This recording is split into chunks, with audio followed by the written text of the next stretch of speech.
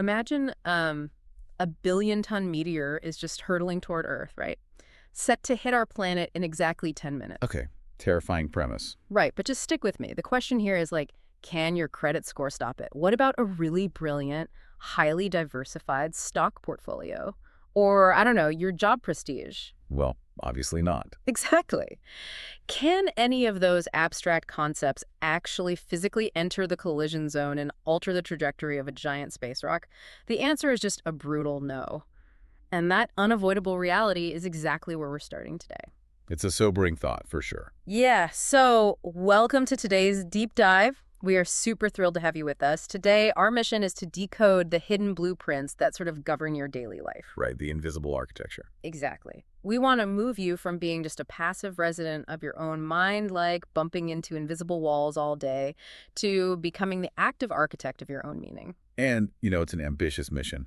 But the material we're analyzing today gives us the exact tools to actually do it. Because the foundational premise here is that human beings are constantly building architecture out of concepts. We're going to explore how those mental categories literally shape the physical world around us. And more importantly, how you can rewrite the underlying software of your own mind. We've got a really massive stack of sources to pull from today, too. Yeah, it's a huge stack. We're looking at a blend of profound cognitive frameworks. Specifically, there's this detailed system called the 4DP. We also have some sociological histories from a text called Sorting Systems. Which is fascinating, by the way. It looks at exactly how humans categorize reality. Right. And to keep us grounded, we have some honestly hilarious real-world case studies, like actual transcripts of people experiencing spectacular spiritual and operational meltdowns while trying to use these frameworks. Those are my favorite parts. Yeah. But, if we connect this back to your opening thought experiment, what the sources actually call the meteor test, we see this super clear dividing line between meaning and matter. Meaning being human concepts, right? Meaning is concepts, matter is physical reality. So the meteor is matter. The economy is meaning. The economy cannot deflect the meteor. Right. A stock portfolio can't punch a rock. Exactly. But what's really fascinating here is how the economic categories we've invented will completely dictate the human material response to that rock. Oh, like who gets to survive? Yes. Meaning decides who gets funding to build a bunker and who's just abandoned on the surface. The conflict in our lives almost always starts when we forget that meaning and matter are not the same thing. Okay, wait. Let's unpack this for a second because I actually want to push back on that dividing line. Sure, go for it. Let's look at human stress, right? The concept of, say, a Friday deadline at work is purely abstract. It's just an agreed-upon date on a digital calendar. It's pure meaning. Totally abstract. But as that deadline approaches, it causes a very real, measurable physical flood of cortisol in my bloodstream. And over time, that stress can literally burn a physical ulcer into my stomach lining. Right, the physical damage. Yeah. So in that scenario, meaning just altered matter, didn't it? The concept caused the ulcer. Well, that analogy actually highlights a crucial mechanical distinction in the text. The abstraction itself, like the deadline did not reach into your stomach and carve out an ulcer. Right, okay. Your brain, which is physical hardware, interpreted the concept, the software code, as a literal, life-threatening predator. Oh, I see. Yeah, so your brain translated a conceptual threat into a physical release of acid.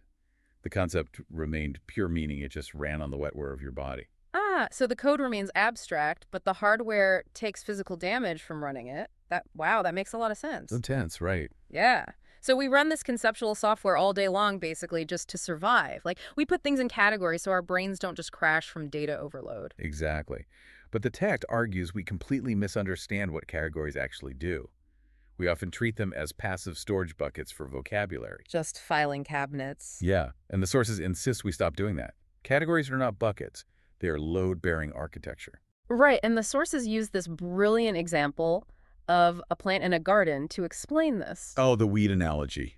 It's so good. It's so good. So you label one plant a flower and another plant right next to it a weed. If you look under a microscope botanically, there's no inherent DNA sequence that makes something a weed. The biological matter is exactly the same. It's just plant matter. Right. But the moment you apply the category of weed, you build an architecture that distributes 4 very specific things. First is attention. You literally notice it differently. Second is permission. You now have societal permission to destroy it. You can just rip it out. Yep.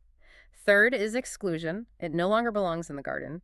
And fourth, which is the big one, is inference. Yeah, inference is the underlying engine of all of this. Right. The brain uses categories as compressed predictive code. What does that mean practically? It means by labeling the plant a weed, your brain instantly infers a future state. Like it tells you, this will ruin my lawn. That cognitive shortcut saves you the mental caloric effort of having to evaluate the plant completely from scratch every single time you look out the window. So it preloads your interpretation before you've actually observed the physical reality of the plant today. Exactly. So if our personal categories dictate whether we nurture or destroy a living thing in our own backyard, what happens when society takes this predictive coding and scales it up? That's the terrifying part. Right. Like what happens when we build entire institutions out of these categories? Well, this brings us directly to the sorting systems text. Human beings do not keep categories confined to their minds. We externalize them. We build them in the real world. Yes. What begins as a temporary cognitive convenience hardens into a physical cage. We build borders, laws, schools, and property regimes out of these concepts. It's like they freeze into place. Exactly. And once a concept enters administrative life, once it's written on a census form or drawn on a zoning map, it gains this illusion of being a natural law. We just forget that we made it up entirely. There's actually a really striking quote from the text that frames this perfectly. It says, "Bias bends perception, but architecture bends life." That's such a powerful distinction. It really is. A prejudiced person might misread you and cross the street to avoid you, but a sorting system determines which streets are actually paved in the first place. Right. It determines which schools get resources, which hospitals get funded, and which neighborhoods accumulate wealth. So it raises this huge question, right? Why do we continually mistake our constructed sorting systems for actual natural reality? The text attributes this to the failure of something called visual epistemology. Visual epistemology. Okay, break that down. It's basically the danger hidden in the phrase, "I saw it with my own eyes." We completely overtrust our sight, mistaking the surface presentation for the totality of a situation. Oh, the text gives a great example of this. How the eye opens the door, but our inherited categorical maps furnish the entire room. Yes. Walk us through that one. So, you see a man in an incredibly expensive, perfectly tailored suit. The eye actually only sees fabric. That's all the matter is. Just cloth and thread. Right. But your categorical map instantly infers competence, authority, trustworthiness. Or if we look on a larger scale, you see a neighborhood with visible disorder like broken streetlights, potholes, boarded up windows. Yeah. And again, the eye just sees broken concrete. Exactly. But the categorical map might infer cultural decay or a lack of community care. It completely filters out the historical infrastructural neglect or the redlining or the defunding that actually caused the physical decay. We basically let the visual surface trigger this massive pre-written narrative. Yeah. So what occurs when an incredibly rigid, heavily defended sorting system like that collides with undeniable physical reality? Well, what happens when the architect's map is fundamentally disconnected from the territory? You get a situation where an entire nation fails the media test. And the text uses a really stark historical case study to prove this point, right? Looking purely at the mechanics of Adolf Hitler's military strategy during World War II. Yes. And just to be clear, the text examines this purely impartially, as the ultimate mechanical failure of a sorting system. Right, we're just reporting on the structural analysis here. Exactly. The analysis outlines 3 catastrophic categorical delusions that drove this architectural collapse for that regime. First, the myth of divine infallibility. Second was the fiction of enemy inferiority. And third, the illusion of unilateral control. And what's honestly terrifying mechanically is how these categories acted as an active cognitive firewall. They had this super rigid ideological map that completely blinded the regime to physical facts. Because their categories strictly dictated that their enemies were inherently inferior or decadent. Right? Yeah, so the system literally could not process data that contradicted that map.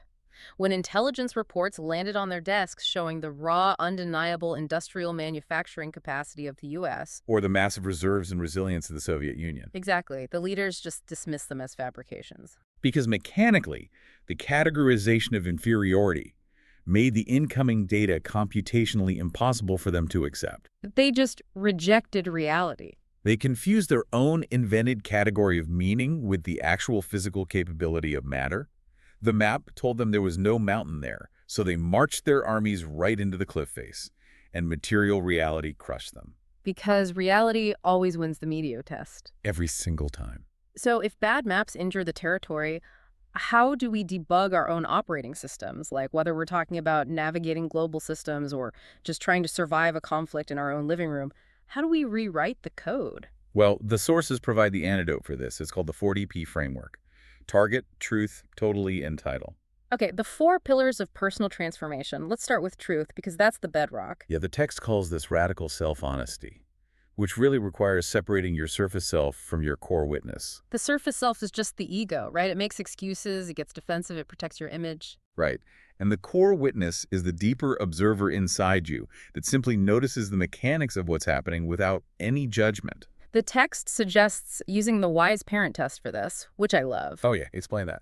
So imagine a kid faking a stomachache to get out of a math test. A wise parent doesn't scream at them. They just say, with compassionate firmness, are you really sick or are you just nervous about the test? You're calling out the excuse, but kindly. Exactly. And we have to apply that to our own flimsy excuses. When you tell yourself, oh, I just don't have time to work out, the core witness steps in and asks, is that physically true in terms of minutes in the day? Or are you just prioritizing something else? That is so confronting. But once you establish truth, you move to pillar 2, which is target. This focuses on the mechanical difference between embracing a flexible goal versus locking into a rigid plan. This comes down to the GPS versus the printed map analogy, right? Yes, exactly. A rigid plan is a printed map. If a road is closed, the printed map just shows you exactly how lost you are, which triggers a massive stress response. Panic mode. Total panic. But a flexible goal is a GPS. You hit a roadblock, and the GPS just calmly recalculates the route. It just adjusts. Which naturally leads to pillar 3. Right. Totally. Because, what do we actually do about that physical stress response when we hit the roadblock? Right. This pillar tackles a concept called dimensional homonymy. Big phrase. Yeah, but it just argues that a single physical sensation can have completely different dimensions of meaning depending on the cognitive bridge you built. Okay, wait. To explain this, the text breaks our inner experience into a 4-layer stack. Sensations lead to feelings, which lead to thoughts, which finally become emotions. I really want to break this down because it's incredibly powerful. Let's say you're standing outside a room waiting for a massive job interview. Sweaty palms, the whole deal. Yeah, your heart is pounding, your breathing is shallow. The raw physical data, the sensation is just an elevated heart rate. The feeling is tightness in the chest. Okay. Then the thought steps in. This is the bridge. If the thought is, I'm going to fail and ruin my career, the resulting emotion is pure anxiety. Naturally. But here is the secret. That raw physical data is the exact same physiological state your body enters when you're about to get on a roller coaster. Oh, wow. Yeah. If you change the thought bridge to, my body's powering up because this matters and I'm ready, that exact same pounding heart transforms into the emotion of excitement. The physical matter didn't change at all. Not a bit. The story changed the dimension of meaning. The thought acts as a routing mechanism. Yeah. And that connects perfectly to pillar 4, title, or, as the sources refer to them, noun ships. Noun ships, yes. We have to stop using labels as permanent prisons. Right, and here's where it gets really interesting, specifically looking at the neurology of language. Think about how often we say things like, I am an anxious person, or I am a failure. We basically tattoo these nouns onto our identity. Exactly. When you say, I am an anxious person, your brain codes that as a permanent structural trait. It keeps your amygdala, the threat center, firing constantly because it believes the threat is you. Wow, so how do noun ships fix that? Noun ships teach us to shift from a fixed identity to a temporary mode. Right. You change the syntax. Instead of I am an anxious person, you say I am in anxiety mode. Just adding the word mode. Yeah. The linguistic distancing changes the neural pathway. It codes the experience as a temporary state, mechanically lowering the threat response. It creates psychological room to move. The text even applies this to objects, right? Like a coffee mug on your desk isn't permanently dirty. It's simply in waiting to be washed mode. Exactly. It's just a state. But, okay, if you're listening to this right now, you're probably thinking, wait, do I really need to deconstruct every single category all day long? Right. Like, am I supposed to analyze the cognitive architecture of my grocery list? Or sit in deep meditation over a coffee mug? That sounds completely exhausting. And the text anticipates that exact concern. You do not question everything all the time. The framework operates on an exception basis. Okay, so when do we use it? You only run what they call the noticing protocol when you feel a sudden friction in your life, or when you experience what the text calls a dangerous feeling of obviousness. The feeling of obviousness. Let's unpack that because that feels important. Yeah, so when you look at a complex situation, say a really nuanced conflict at work, and the conclusion feels utterly, indisputably obvious, like obviously they're out to get me, or obviously I am a total failure. That certainty. Yes, that intense feeling of obviousness is the hum of your categorical software running completely unchecked in the background. It means you aren't actually looking at reality. You are looking at your map. Oh man, so that feeling is actually the trigger warning. Exactly. It's the signal that your background software might be glitching, and it's time to run the protocol to debug it. So how does this actually play out when people try to use these systems in the wild? Because this brings us to honestly the most entertaining part of our source stack, the Emojiverse Comedy Club case studies. These are amazing. We have actual transcripts of people trying Yeah. and spectacularly failing to apply these concepts. Yeah, they serve as excellent diagnostic examples of what not to do. For sure. But before we look at the IKEA bookshelf disaster, we need to define two terms our protagonist misuses: Let's hear them. an event atom and a capacitant shadow. An event atom is the idea of pure creation from scratch, asserting total will over an environment. Okay. And a capacitant shadow is a concept or an idea that holds absolutely no physical agency until it interfaces with material reality. Okay, armed with that jargon, let's look at our guy. He calls himself the systems architect. Oh boy. Right. He decides to build the IKEA Bleg bookshelf, but he refuses to just be a normal guy building furniture. He declares himself the master of particle board, attempting to force an event atom of pure creation in his living room. And how does that go? Well, he opens the box and there are no written instructions, just, that little cartoon guy shrugging.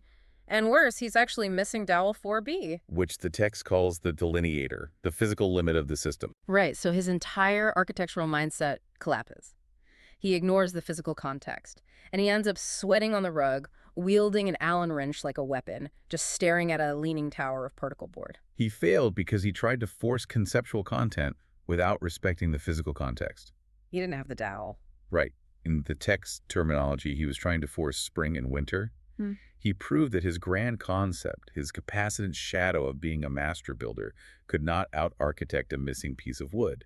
The physical room crushed his fantasy. You cannot willpower a dowel into existence. No, you cannot. Okay, next we have the traffic jam meltdown. We have this driver stuck in gridlock on the 405 freeway.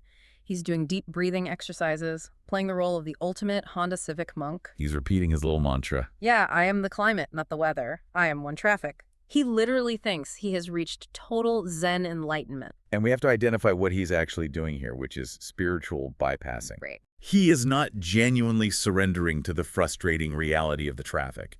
He is performing the concept of surrender to avoid feeling his own suppressed anger. Which works great until a BMW violently swerves into his lane without a blinker. Of course. In a quarter of a second, his enlightenment evaporates. He rolls down his window and screams, "I am the storm! Use your blinker, you unintegrated heathen!"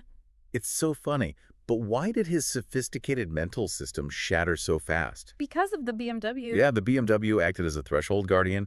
It introduced sudden, undeniable physical friction.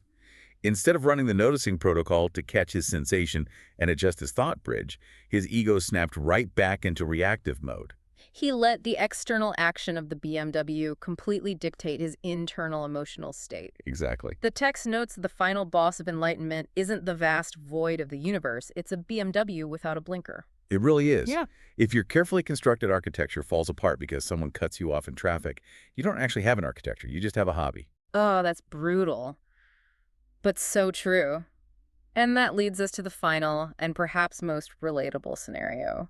The Aunt Carol Thanksgiving crisis. Ah, yes. Here we see a massive failure of what the text calls field confusion. We all have an Aunt Carol, right? She leans over the turkey and hits you with the classic line, "Still single, when are you getting a real job?" The dreaded questions. Yeah. Now, our protagonist decides they aren't just going to eat mashed potatoes in silence this year. They decide to establish a relational field. Oh, no. They are trying to force level 3 co-creation, which, as the text outlines, requires two fully conscious, aware participants working through vulnerability. Which Aunt Carol is definitely not doing. No.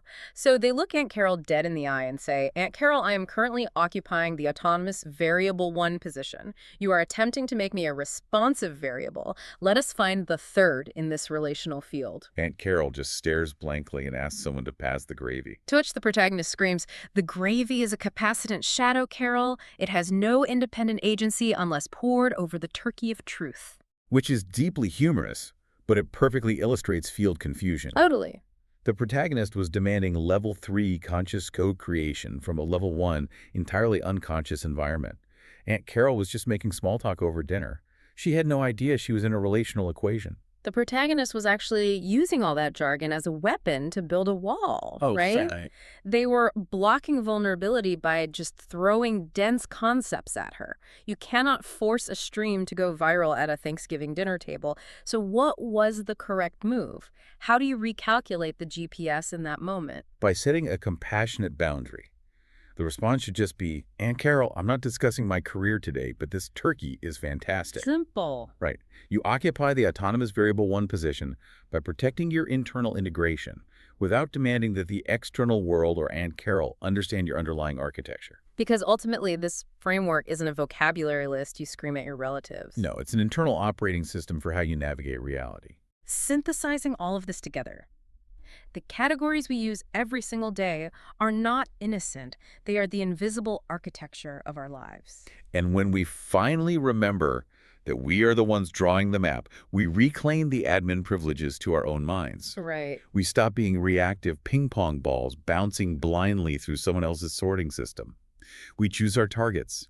We face the absolute truth of the physical meteor. We see the totality of how our thoughts shape our emotions, and we hold our titles and nounships lightly. And for you listening, remember this. Meaning isn't some mystical treasure hidden out in the woods waiting for you to stumble over it. Meaning is a house. And it is a house you build yourself brick by brick, category by category. Exactly. You have the tools to remodel that house whenever that dangerous feeling of obviousness starts leading you down the wrong hallway. You are the architect. We want to leave you with a final provocative thought to mull over tonight. It's a specific challenge straight from the sources. Think about that thing you told yourself you couldn't do today. Right, that specific thing. What is the silent thesis behind the word impossible that you used? What happens tomorrow if you wake up and realize that impossible isn't a solid brick wall, but just a door you inherited and simply forgot how to open?